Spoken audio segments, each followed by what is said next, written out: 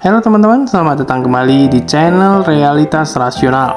Tempatnya cerita-cerita menarik dan fakta yang tersembunyi dari sejarah dunia. Sebelum kita mulai lebih lanjut, jangan lupa untuk tekan tombol like dan subscribe dan nyalakan lonceng notifikasinya supaya kamu tidak ketinggalan video menarik lainnya dari channel ini.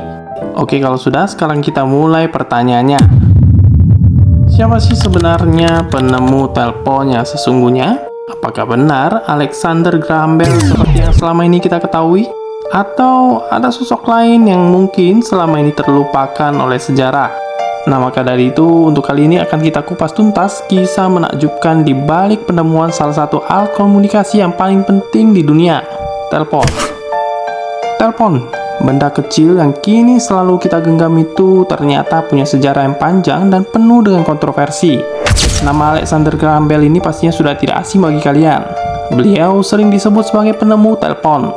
Dia bahkan mendapatkan hak paten resmi pada tahun 1876 dan dari situlah namanya mulai dikenal di seluruh dunia. Tapi ternyata ada cerita lain yang tersembunyi di balik kejayaan Alexander Graham Bell. Sosok bernama Antonio Meucci, seorang penemu asal Italia, ternyata sudah lebih dulu menciptakan alat yang serupa pada tahun 1849, jauh sebelum Graham Bell menemukannya. Antonio Meucci yang hidup dalam kesulitan ekonomi di New York kala itu berjuang keras mengembangkan temuannya. Dalam keterbatasan ekonominya, beliau bahkan hanya mampu membayar paten sementara yang berlaku dalam setahun.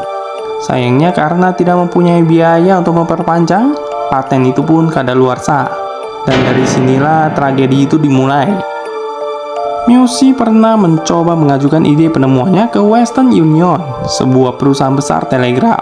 Namun tanpa diduga, semua dokumen dan alat percobaannya dalam tanda kutip hilang secara misterius. Beberapa tahun kemudian muncul Alexander Graham Bell dengan penemuan teleponnya dan mendapatkan hak paten yang resmi. Meucci tentu tidak tinggal diam. Beliau menuntut, tapi kalah karena tidak punya kekuatan finansial maupun pengaruh. Dan dunia pun menjadi hanya mengenal satu nama, yakni Alexander Graham Bell. Namun keadilan memang kadang datang terlambat.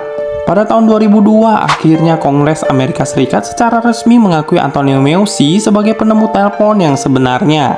Sebuah pengakuan yang datang lebih dari 100 tahun setelah kematiannya.